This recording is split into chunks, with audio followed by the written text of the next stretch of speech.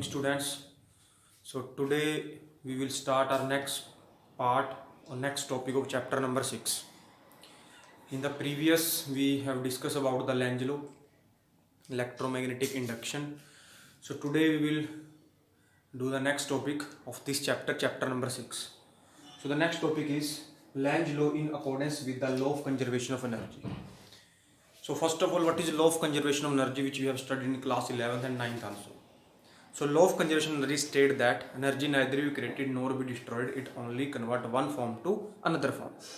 So today we will discuss about that. Lange law is according to the law of conservation of energy. So we will discuss with an example how that Lange law is in accordance with the law of conservation of energy. So first of all, we will take a closed coil. For example, we will take a coil. This is a coil. It is connected with a galvanometer. Clear? It is a closed coil connected with a galvanometer. Now we will take a magnet. This is north pole and that is south pole. ये आपका है north pole और दूसरा क्या है, south pole है. तो आपका यहाँ पे एक कॉइल है और एक है magnet. So when we move this magnet toward this coil, clear? So as this magnet move toward the coil, flux increases. कि the flux on this coil increases.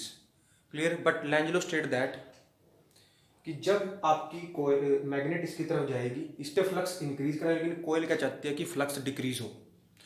So that end of the coil gain the north polarity and due to that north end north pole there is a repulsion. So अगर हम इस magnet को इसकी तरफ और लेके आना चाहते हैं तो हम इस रिपल्सिव फोर्स को ओवरकम करना पड़ेगा. तो उसको ओवरकम करने के लिए हमें इधर से एक फोर्स लगाना पड़ेगा. उस फोर्स से मैग्नेट इधर डिस्प्लेस होगा, मीन्स यहाँ पे वर्क डन हुआ. क्लियर? और वो वर्क डन हुआ, that work done store in the form of mechanical energy. मतलब इस मैग्नेट को इधर मूव कराने के लिए हमें मैकेनिकल एनर्जी की जरूरत पड़ी और उस मैकेनिकल एनर्जी की वजह से आपकी इस कॉइल के अंदर इलेक्ट्रिक एनर्जी प्रोड्यूस हुई और उस इलेक्ट्रिक एनर्जी के फ्लो होने की वजह से आपकी कॉइल हीटअप हो गई और वो एनर्जी आपकी हीट एनर्जी में कन्वर्ट हो गई. सिमिलरली जब इस कॉइल को हम उधर लेके जाएंगे, clear? So when this coil move toward away from this coil, when this magnet move away from this coil, so जो आपका फ्लक्स है दैट डिक्रीजेस. ये क्या करेगा? आपका डिक्रीज. इसके साथ जो फ्लक्स लिंक है वो डिक्रीज करेगा. लेकिन लेंज लॉ क्या कहता है कि अगर फ्लक्स डिक्रीज कर रहा है तो कॉइल चाहती है फ्लक्स इंक्रीज हो. तो फ्लक्स इंक्रीज करने के लिए यहाँ पे पोलैरिटी आ जाएगी साउथ. क्लियर? तो ये साउथ पोल यहाँ पे आ जाएगा. इन दोनों के बीच में क्या होगी? अट्रैक्शन होगी. लेकिन हमें इस मैग्नेट को उधर लेके जाना है, दूर इससे. तो इस अट्रैक्टिव फोर्स को ओवरकम करने के लिए हमें यहाँ पे एक और फोर्स लगाना पड़ेगा. उस फोर्स की वजह से आपका ये मैग्नेट उस तरफ क्या होगा? डिस्प्लेस होगा. फिर से मैकेनिकल वर्क डन हुआ, मैकेनिकल एनर्जी, उस मैकेनिकल एनर्जी इसको उधर मूव करवाया और तभी आपका यहाँ पे क्या प्रोड्यूस हुआ? इलेक्ट्रिक करंट प्रोड्यूस हुआ. उस इलेक्ट्रिक करंट किस में कन्वर्ट हो गया? हीट एनर्जी में कन्वर्ट हो गया. Electric energy convert into heat energy. तो from this example we can say that कि लेंज लॉ जो आपका है that is according to the law of conservation of energy. So in this whole process mechanical work और mechanical energy convert into electric energy and electric energy convert into heat energy. So this is your first topic, today's first topic, Lenz law in accordings with the law of conservation of energy. Next जो आपका topic है वो है Fleming right hand rule. ये हमने class 10th में discuss किया था, Fleming right hand rule. So actually the Fleming right hand rule is used to find the direction of induce current. Means जो यूज है फ्लेमिंग के राइट हैंड रूल का, वो यूज है to find the direction of induced current. जो आपके कोयल के अंदर जो करंट इंड्यूस हुआ है उसकी जो डायरेक्शन फाइंड करनी है, उसके लिए फ्लेमिंग के राइट हैंड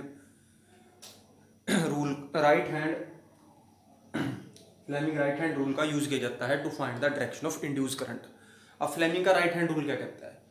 फ्लेमिंग का राइट हैंड रूल कहता है stretch your right hand in a such a way that, कि आपने अपने हाथ को ऐसे स्ट्रेच करना है लाइक दिस कि your thumb, your first finger, your middle finger are mutually perpendicular. means stretch your right hand in a such a way that your first finger, your thumb and your middle finger are mutually perpendicular to each other.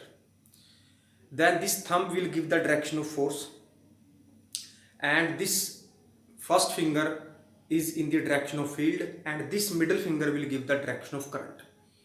Means FBI इसको याद रखना, this is force direction, clear, this is field direction, field means magnetic field direction, and this is the induced current direction. So this is your Fleming right hand rule. Fleming का right hand rule को अगर अपन diagram बनाए तो इसको हम ऐसे बना सकते हैं, क्लियर. सो अगर आपका यहाँ पे ये फोर्स की डायरेक्शन है, क्लियर, और अगर ये आपके फील्ड की डायरेक्शन है, तो force and field are mutually perpendicular. अब जो फील्ड है वो एक्स एक्सिस पे है, फोर्स आपका वाई एक्सिस पे है, और तीनों एक दूसरे के होंगे mutually perpendicular. Then your current will at the Z axis. So ये आपका होगा आई. सो ये डायरेक्शन होगी करंट की. तो ये था आपका फ्लेमिंग का राइट हैंड रूल, जो हमें देगा direction of induce current, clear. जो फ्लेमिंग का लेफ्ट हैंड रूल था वो देता था डायरेक्शन ऑफ फोर्स, फोर्स के डायरेक्शन के लिए हम उसको यूज करते हैं. तो this is your Fleming right hand rule. नया टॉपिक नहीं है, इससे पहले भी हमने क्लास 10th में किया था. नेक्स्ट आपका है method of producing induce EMF, कि हम इंड्यूस ईएमएफ कैसे प्रोड्यूस कर सकते हैं.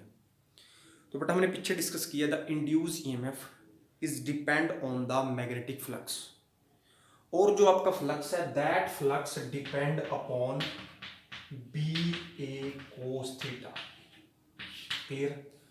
सो जो आपकी ईएमएफ थी, हमने लेंज लॉ से कहा था, जो ई था आपका that E is equal to minus d phi by D t, कि अकॉर्डिंग टू जो हमने लेंज लॉ कहा था, Faraday law of electromagnetic induction, not Lenz law.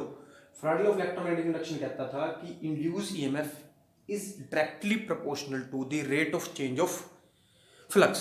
अब जो फ्लक्स है वो बी और ए पे डिपेंड करता है. अब कैसे कैसे हम इंड्यूस ईएमएफ प्रोड्यूस कर सकते हैं किसी कॉइल के अंदर. तो पहला पॉइंट यहां पे आएगा by changing magnetic field, clear. अब मैग्नेटिक फील्ड कैसे चेंज होगा, वी कैन इंक्रीज और decrease the strength of magnet, clear, कि हम मैग्नेटिक फील्ड को चेंज कर सकते हैं. अगर मैग्नेटिक फील्ड चेंज होगा then the induce EMF is produce in the coil. तो ये आपका पहला पॉइंट था, by changing the magnetic field. तो दूसरा आपका आएगा बाय चेंजिंग एरिया. क्यों, आपका जो फ्लक्स है वो एरिया पे भी डिपेंड करता है. अगर एरिया को हम कम ज़्यादा करेंगे, एरिया को इंक्रीज डिक्रीज करेंगे, then flux will also increase और डिक्रीज, क्लियर. एंड नेक्स्ट आपका थर्ड पॉइंट है बाय रोटेटिंग अ कॉइल.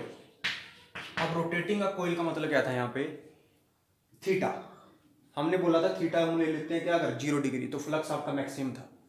तो अगर हम अपने कॉइल को रोटेट करें तो ड्यूरिंग दैट रोटेशन फील्ड भी चेंज होगा, एरिया भी चेंज होगा, और आपकी कॉइल के अंदर इंड्यूस ईएमएफ होगी.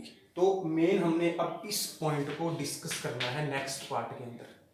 ये दोनों सिंपल है क्या, कि बाय इंक्रीजिंग और by decreasing the strength of magnet, कि when we increase the strength of magnet और when we decrease the strength of magnet, by increasing and decreasing the strength of magnet we can change the flux. अगर strong magnet होगा तो strong flux आएगा, अगर weak magnet होगा तो flux आपका क्या होगा, कम होगा. I am discussing the magnetic flux.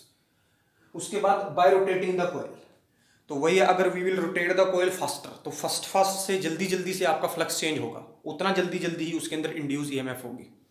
हमने डिस्कस करना है by changing the area. We will discuss in the next topic कि how by changing the area how induced EMF is produced, and that induced EMF, what is the value of that induced EMF, we have to find the, or we have to drive the relation for induced EMF, or we have to find the or drive the expression for the induced EMF for changing area. Next हमने discuss करना है induced EMF by changing area, which is known as motional EMF. So first we will draw a diagram. After that diagram we will discuss what is in that topic. First of all we say that कि this is a field,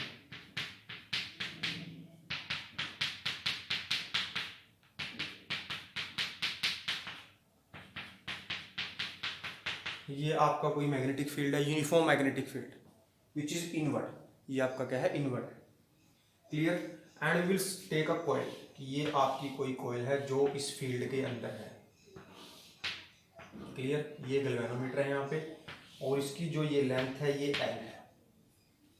clear. अब जब तक आपकी ये coil with in this field move करेगी तो इसके ऊपर जो फील्ड है वो यूनिफॉर्म है, फील्ड में कोई चेंज नहीं आ रहा, मींस फील्ड इज कांस्टेंट जब तक आपकी ये इसके अंदर मूव करेगी। क्लियर। सिंपल सी बात है बेटा कि जब मान लो हमने इसको यहाँ से मूव कराना शुरू कर दिया, इस पॉइंट से इस पॉइंट तक, तो जब आपकी कॉइल जो फील्ड यहाँ पे है, यहाँ पे है, यहाँ पे, इन सभी पॉइंट के ऊपर विद इन दिस फील्ड, जो फील्ड की वैल्यू है, फील्ड की स्ट्रेंथ है, वो हर पॉइंट पे क्या है, सेम है, मतलब फील्ड चेंज नहीं हो रहा।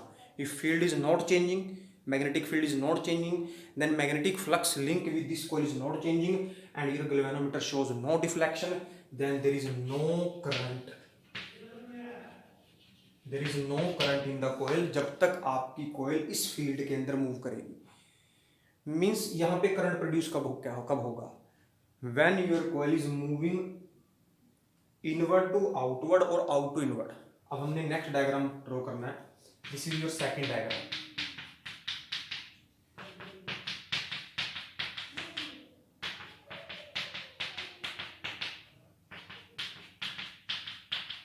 ये फिर से वही फील्ड है इनवर्ड, ये आपकी वही कॉइल है, लेकिन अब आपकी जो ये कॉइल थी, ये कॉइल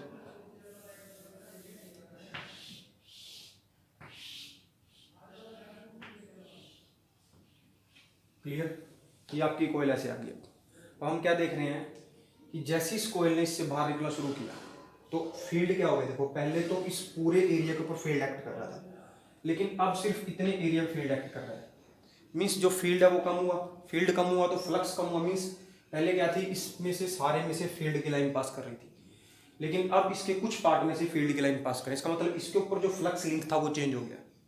क्लियर। अगर फिर से इसकी लेंथ क्या एल है, हम यहाँ पे कह देते हैं कि ये आपका क्या है, डेल्टा एक्स है, ये लेंथ जो इससे बाहर है। तो अगर मैं यहाँ से एरिया निकालता हूँ कि change in area, change in area क्या होगा कि अगर इस पूरे में से हम इसको माइनस करेंगे तो ये वैल्यू क्या है, change in area, this value is equal to change in area.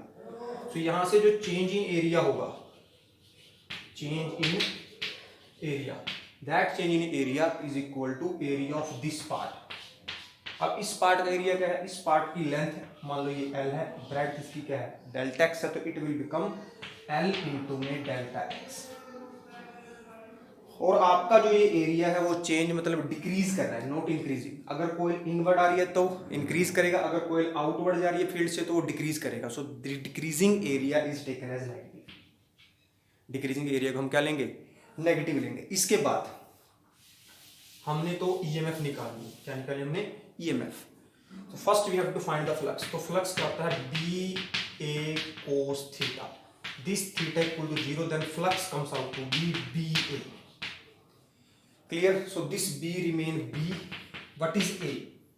A is changing area. A आपका यहाँ पे क्या, changing area, and that changing area is equal to L into dx of minus. तो यहाँ पे आएगा minus L into में delta x. Clear? और ये जो पूरा प्रोसेस है, जिस प्रोसेस के अंदर आपकी ये कोयल इससे बाहर गई है, that is in the duration of delta t. Clear? अब इसके बाद हमने फ्लक्स निकाल लिया, and from Lange law we know that from the Faraday law, not Lange law, from the Faraday law we know that EMF is equal to minus d phi by dt. Clear?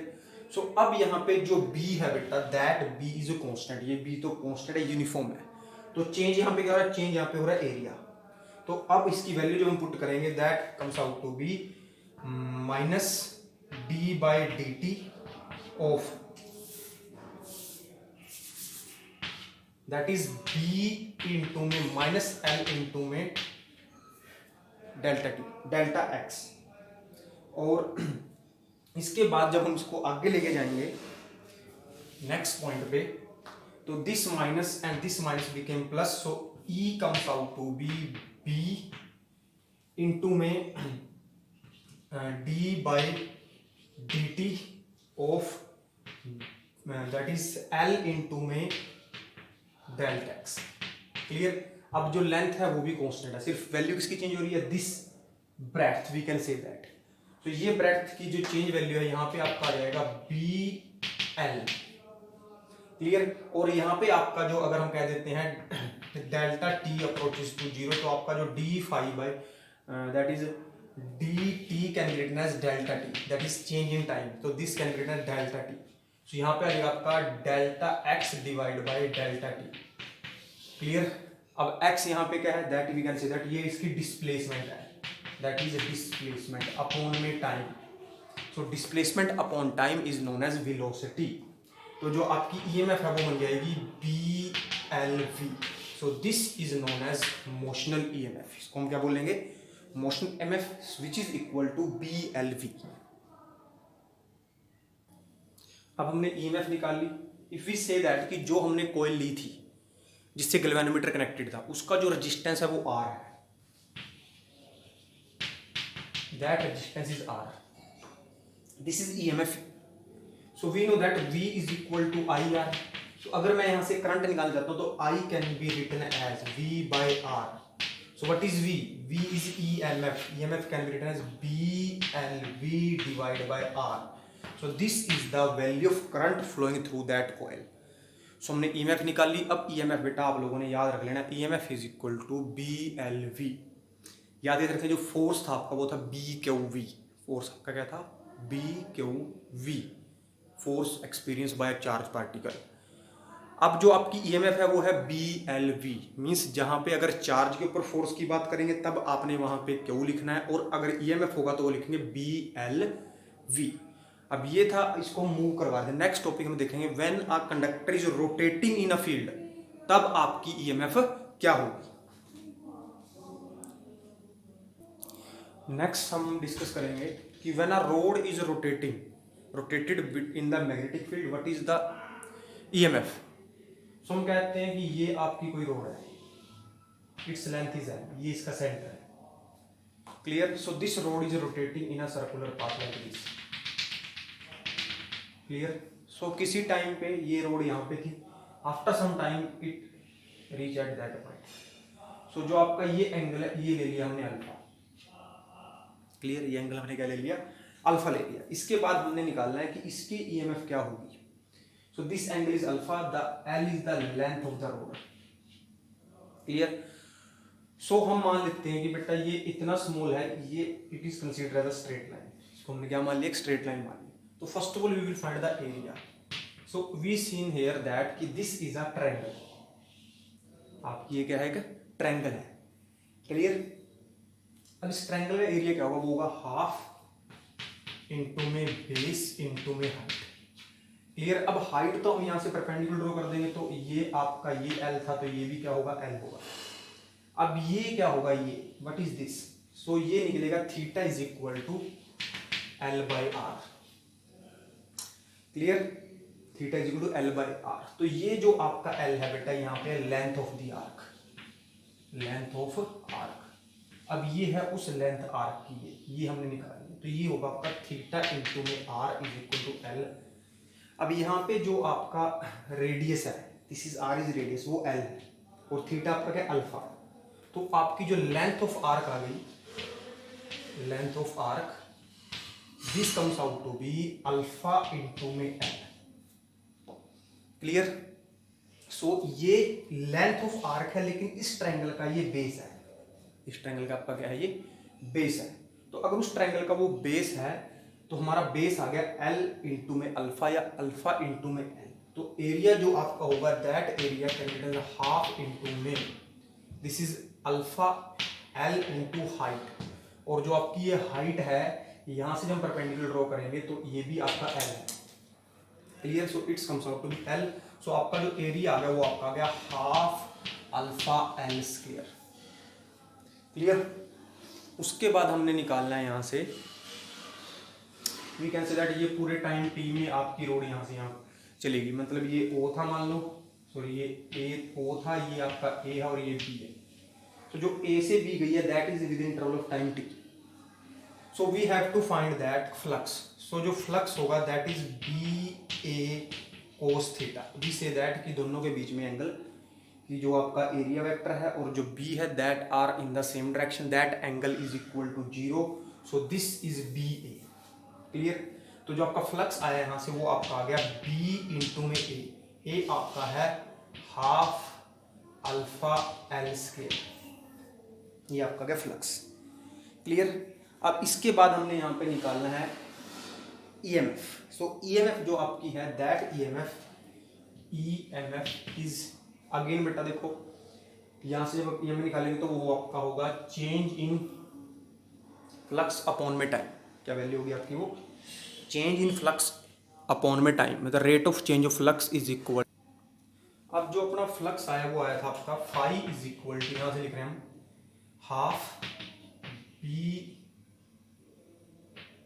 Alpha L square, ये आपका flux आ गया। और जो EMF होगी that is d phi by D t, rate of change of flux.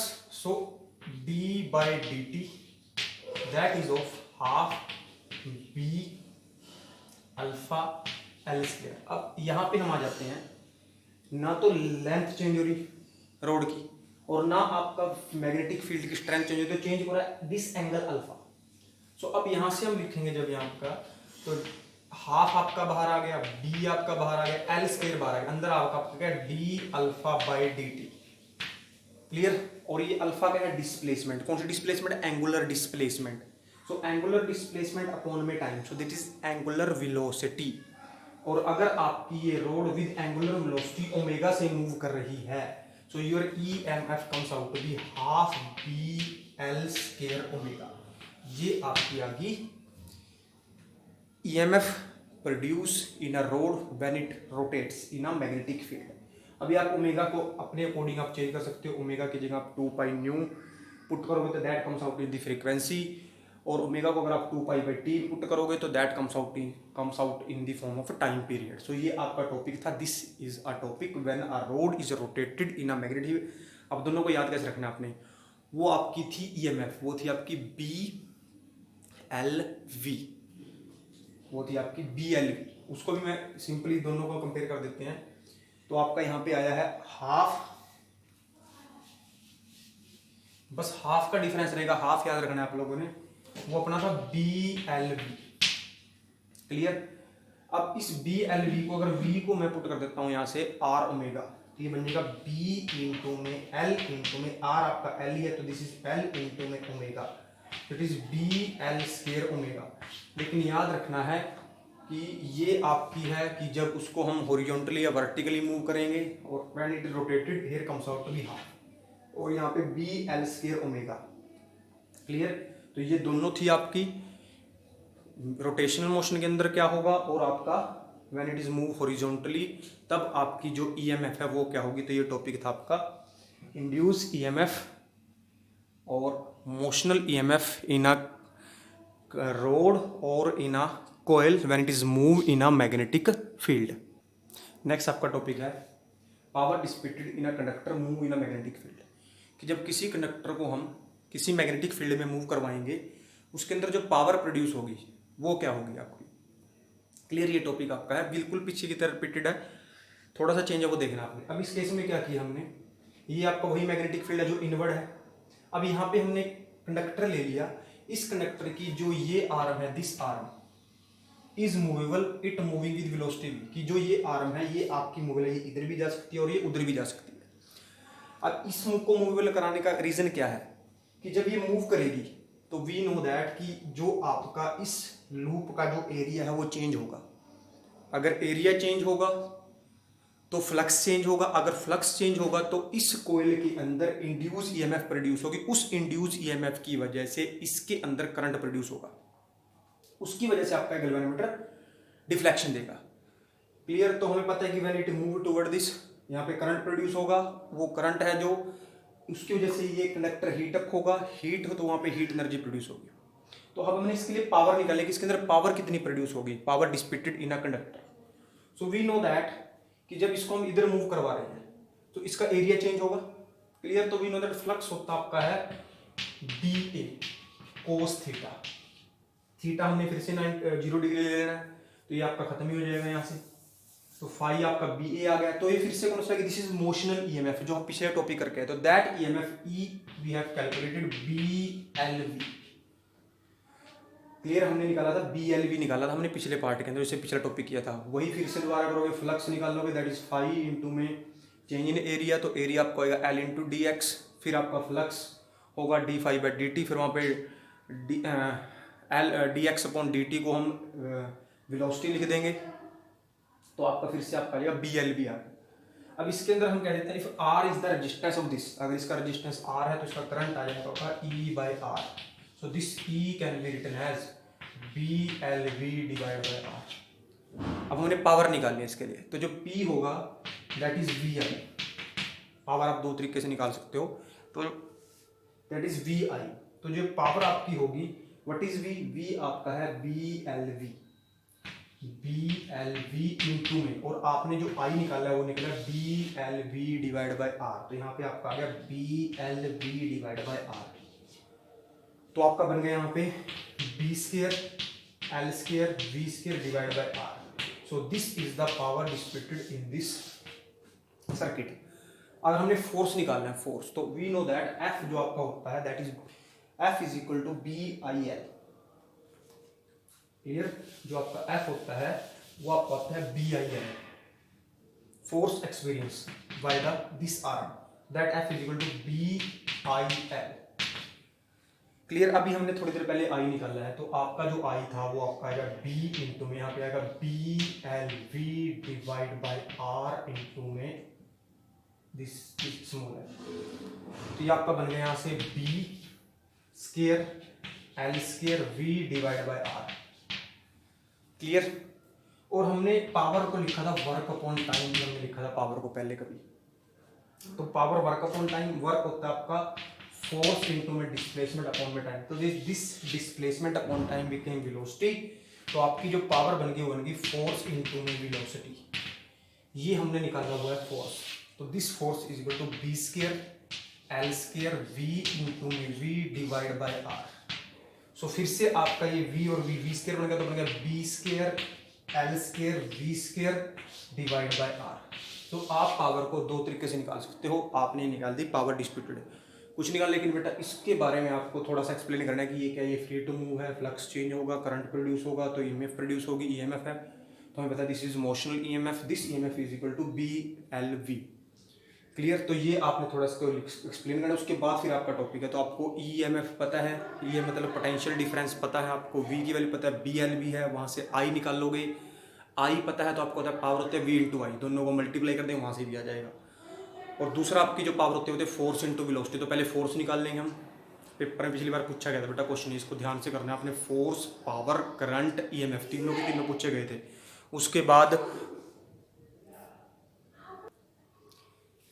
तो ये आपका आज का था, हमने तो हम डिस्कस करेंगे कि प्रीवियस ईयर आपका क्वेश्चन पूछा गया था कि जब किसी भी कंडक्टर को मूव कराते हैं उसके ऊपर फोर्स का एक्सपीरियंस होगा, EMF क्या होगी, उसके बाद आपका उसके अंदर पावर क्या डिस्ट्रीब्यूटेड होगी। तो ये आपका इंपॉर्टेंट टॉपिक है, आपने इसको अच्छे से करना है। तो this is over for today, tomorrow will discuss about the ED current.